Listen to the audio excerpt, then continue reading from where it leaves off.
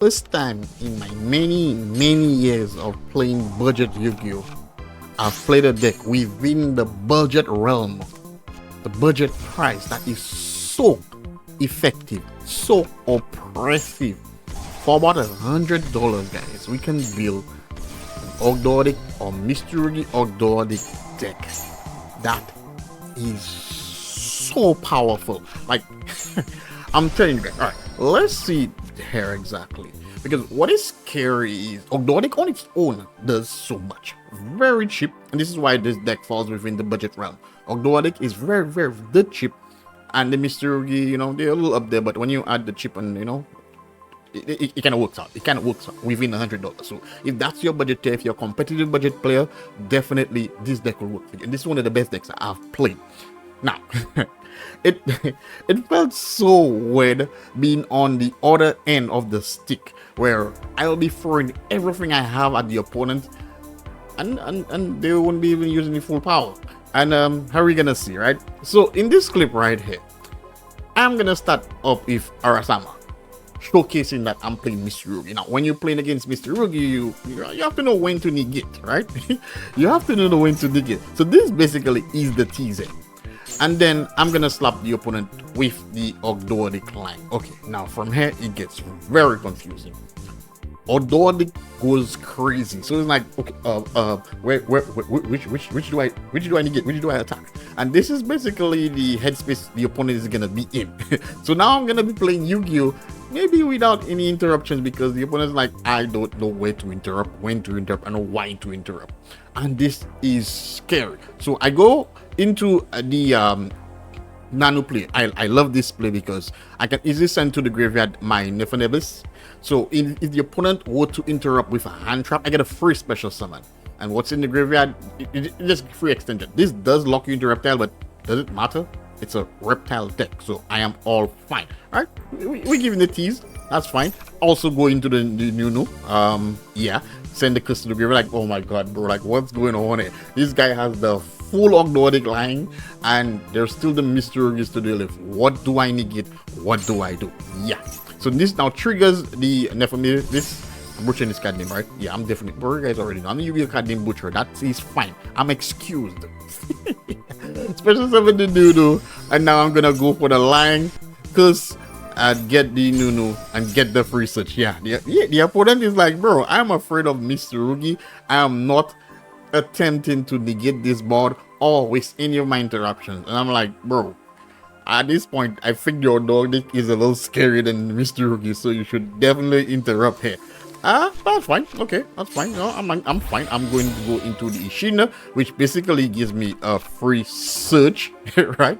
Bro, why are you moving so fast? Which gives me a free search. Like I said, the Mitsurugi line is scary, but the Ogdoadic now plays into the line and allows me now to search the Wusu, which nobody plays because nobody plays Mitsurugi in a full Reptile deck. But this is what the Ogdoadic can do. We can see the full power of the Mitsurugis because there are certain cards persons don't play, and you can play in this build. So I'm now searching the Wusu, and now I'm removing there's an Omni Negate on the field, which is the Sage.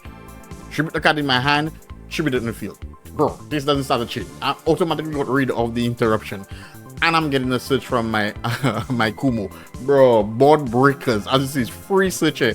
And we still have the Abakiri now. Tripod is like still on.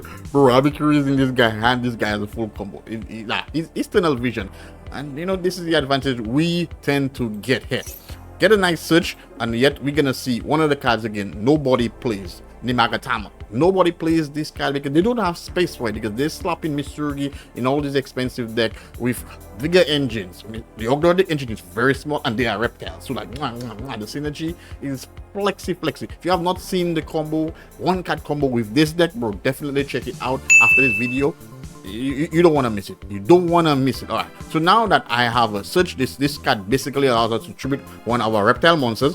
It's all reptile deck to target one face-up card my opponent control and destroy it. It also allows you to ritual summon also. Bro, the card is good. The card is good. Right, so now I'm gonna destroy the opponent's board. I'm now going into the Ragnarok engine to try and see if I can destroy the 2 back cards, for the fun of it, just in case. Triggers the effect of his warriors, return it back to my extra deck. That's fine, bro. All this is just bit, so I can finally maybe go into the Mitsurugi line. Right, get a nice draw here. Oh my goodness, bro, what's going on? And then playing the deep brick. This card is just busted. Doesn't lock you to in anything. It just gives you 4 monsters. Yeah, most time gives you four token monsters, which you can do anything here. This guy is back. Snapper is back. I'm snapping your back, guys. Get out of here. All right, unfortunately, yeah, but this guy is very persistent. He has his Omni to get back on the board. Like, well, I'm still fine, bro. We barely trying here. As you can see, I'm out in this. It has to use it to get hit. Bro, we still have 4 cards in hand. Bro, I have Snake Rain. I have Habikiri. Bro, we're not.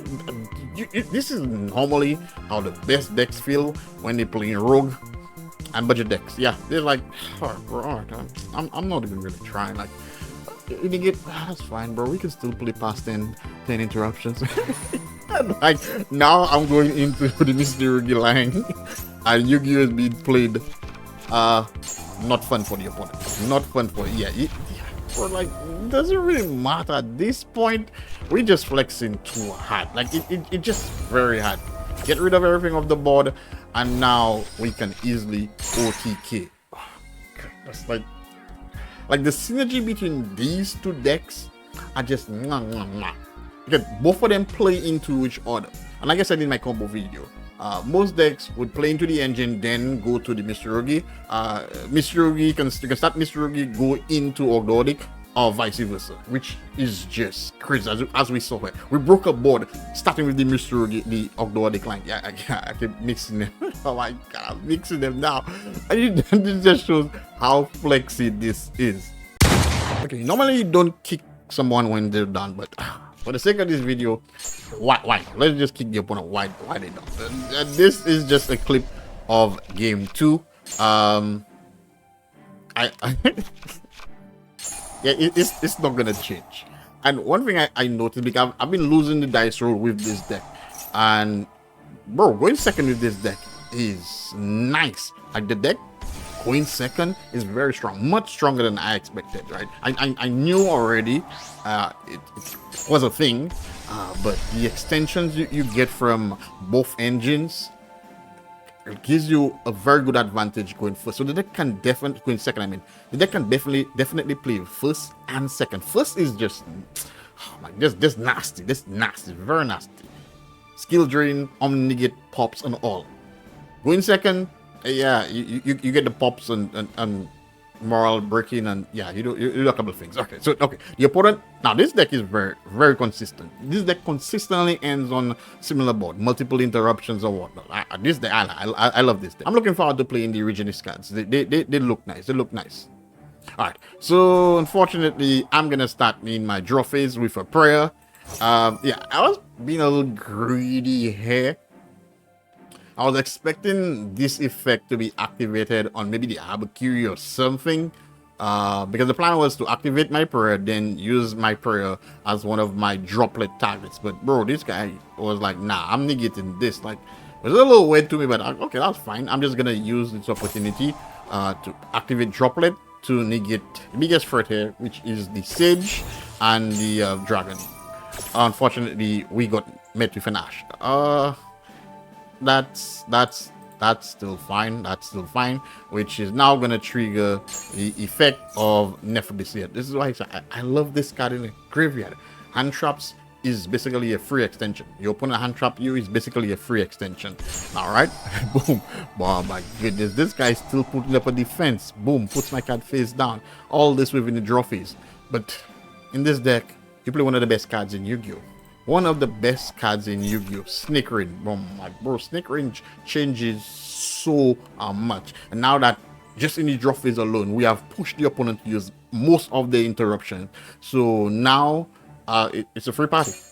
It's a free party. 3 months of special summon this. Get the effect of Curse. Curse brings Nunu. Nunu give us a effect. Oh my goodness. Bro. Alright. Okay. Now this here was the bit. Right? This is the bit because I can either go into the Inishna, which will give me the search, but I was like, nah, let's first go into the Feral Imp. So he's gonna bounce it back, and now we're gonna use our tokens. We're now gonna go into our Ishna, which allows us to go into our Habakiri. With Habakiri now on the field, sorry, in our hand, we can go full Mitsurugi combo. Oh, bro,